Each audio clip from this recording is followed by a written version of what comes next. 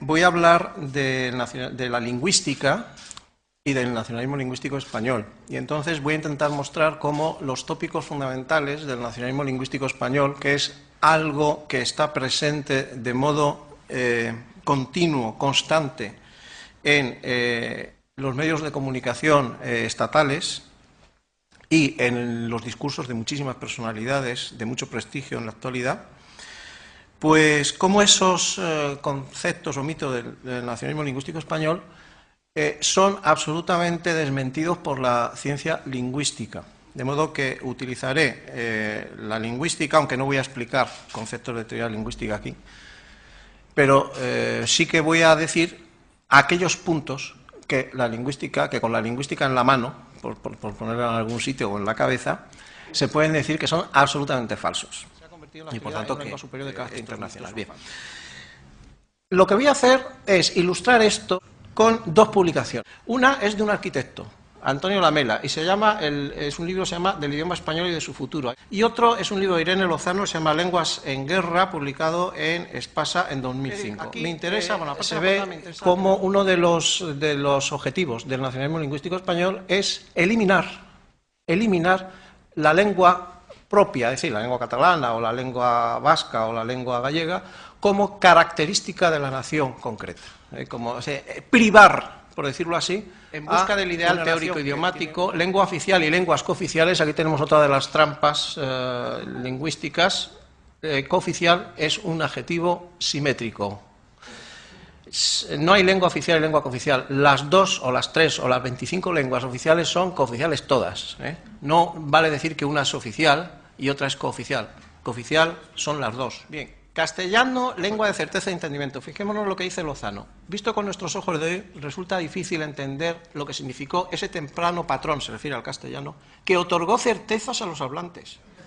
Pero resultó crucial en un momento en que alrededor de él, es decir, alrededor del castellano, muchas evoluciones de lenguas vulgares titubeaban. Es decir, los hablantes de aragonés titubeaban, los hablantes catalanes titubeaban y los castellanos eran ciertos en su... Esto es un disparate, pero es que el problema es que esto lo dice Menéndez Pidal, también, en una obra muy importante, Orígenes del Español, que es una obra fundamental en la filología española. Y yo he de reconocer que yo leí esa obra cuando era estudiante en filología y me lo creí. Me lo creí. Y ningún profesor de los míos me dijo, oiga usted, esto que dice, bueno, esto ya se sabe, esto es nacionalismo, no sé qué, porque muchos hablan del nacionalismo de Menéndez Pidal, bueno, bien, pero a mí nadie me explicó esto. Han tenido que pasar muchos años para que me dé cuenta de esto. La verdad es que es terrible. Esto es terrible. Es horrible. Esto no puede volverse a repetir. Por eso estoy tan empeñado en dar que te pego hablando de esto todo el rato. Esa coinegra. Mito del español como lengua común. El español es la lengua común en España porque es la única lengua en la que todos los ciudadanos del Estado español pueden entenderse. Bien, esto no es verdad. Y no es verdad porque aquí hago un razonamiento que se refiere a lo siguiente. Vamos a ver. Durante siglos, los gallegohablantes o catalanohablantes no parece que hayan tenido grandes dificultades para entender a los castellanohablantes.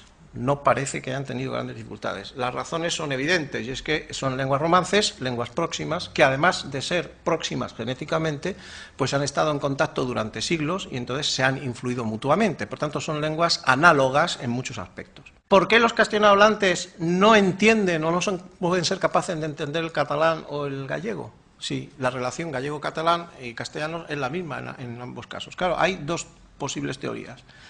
Primera, los castellanohablantes están menos dotados que los catalanohablantes y gallegos para entender lenguas próximas. Estamos menos dotados, somos peores. Yo la niego totalmente porque creo que es racista, o sea, sencillamente.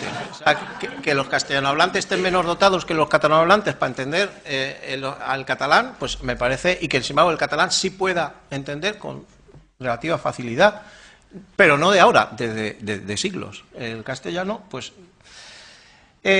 otra posibilidad es que el castellano sea más fácil de entender que el catalán, lo cual es un absurdo total. No tiene el menor sentido. El castellano no es más fácil de entender que el catalán. Desde el punto de vista lingüístico no se puede justificar esto de ninguna manera. Es decir, que un catalano hablante hablando catalán no va a ser, un castellano hablante no lo va a poder entender. La única en la que todos nos podemos entender es el castellano, es decir, la dirección es solo una, la otra dirección está descartada. Pero esto no tiene sentido, es un absurdo. Dicho de otra manera, el catalán es tan válido para entenderse en Madrid como el castellano para entenderse en Cataluña. Exactamente igual de válido, ni más ni menos.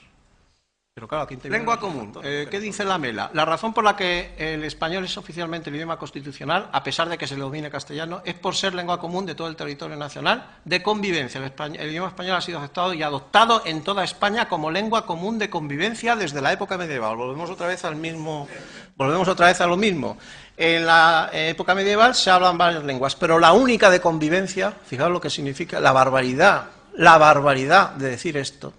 La única de convivencia ha sido el castellano, las demás han sido de guerra, no sé de qué han sido. Cuando resulta que, bueno, había ejército castellano también y que hacía guerra, no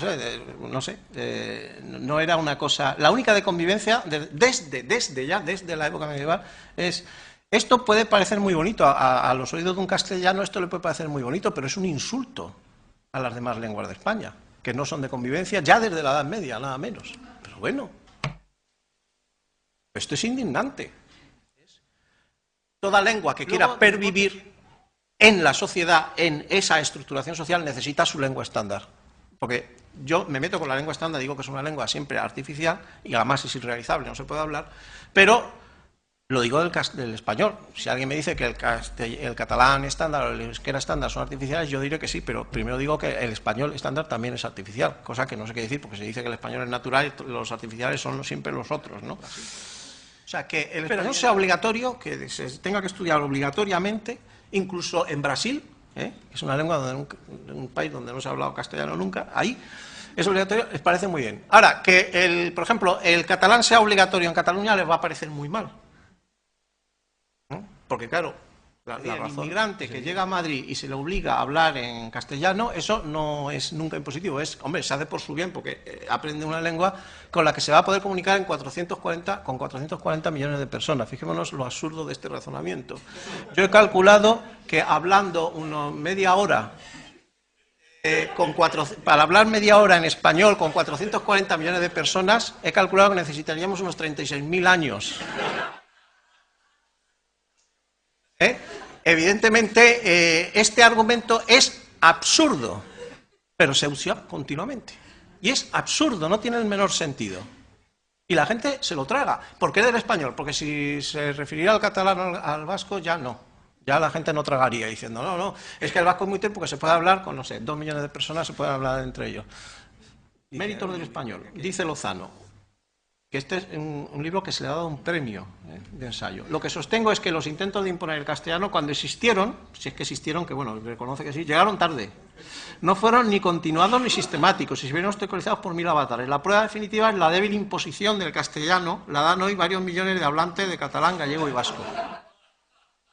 Claro, porque, vamos a ser sinceros, para acabar con una lengua, la única manera es aniquilar físicamente a los que la hablan. Y así se acabó con el tasmano y se han acabado con muchas lenguas en el mundo, en América, sobre todo en América del Norte, exterminando físicamente a los que la hablan, evidentemente. Luego está el exterminio cultural o etnocidio, que consiste en convencer a esas personas que lo que hablan es una porquería, no vale para nada, y que tienen que hablar y que sus creencias, su religión, su cultura, todo eso no vale nada, y que lo que vale es lo tolerable a la lengua común. La promoción de la lengua diferente del castellano es ilegítima, innecesaria, excluyente, particularista y pretende socavar la lengua común. Estos son elementos esenciales del discurso que hay en este momento instalado en la sociedad española. La obligación de conocer esas lenguas es intrínsecamente reprobable y constituye un atropello intolerable. Esto lo decía, por ejemplo, en estos términos, el Manifiesto por la Lengua Común, de Sabater y compañía, que se presentó en Madrid en junio de 2008. Dice la Mela, estas palabras, esto realmente que dice aquí es muy tenebroso. Poner lenguas comunes en situación de castigo y persecución es caminar hacia atrás, es pura regresión. Es un mal para todos, es crear limitaciones regresivas. El español tiene problemas en España, es bien conocido.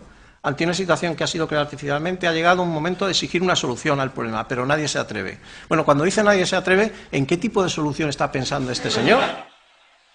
Que si dijo que los castellanos hayamos renunciado al español, ¿no se estará refiriendo a que hay que prohibir, eliminar estas lenguas del mapa? ¿No es esto un pensamiento etnocida? Este es un libro que se está vendiendo en las librerías y que tiene éxito. Y luego es una lengua de exclusión. Pero claro, no se da cuenta Lozano que en la educación en castellano, en prácticamente gran parte del territorio del Estado español ha sido siempre en castellano y ha sido exclusiva. Por tanto, también esa educación ha negado las otras lenguas. Es decir, que esto se aplica, pero no se aplica en el otro sentido, que es donde habría que aplicarlo. No se aplica ahí.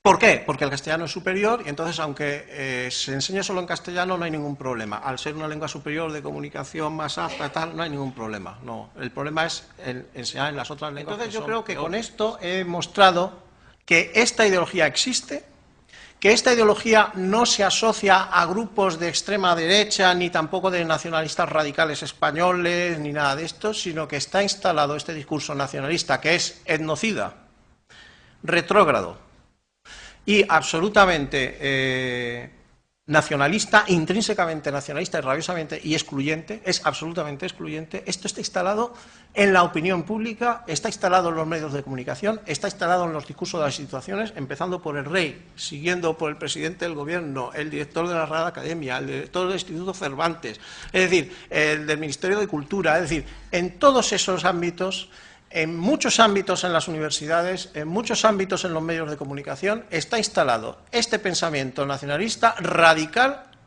y etnocida. Y esto es una cosa que creo yo que es así. O sea, que no es una interpretación mía, porque yo me limito a los discursos que hay por ahí y aplico los conocimientos lingüísticos para demostrar que esos discursos no tienen fundamento lingüístico de ningún tipo, solo tienen un fundamento ideológico. Gracias.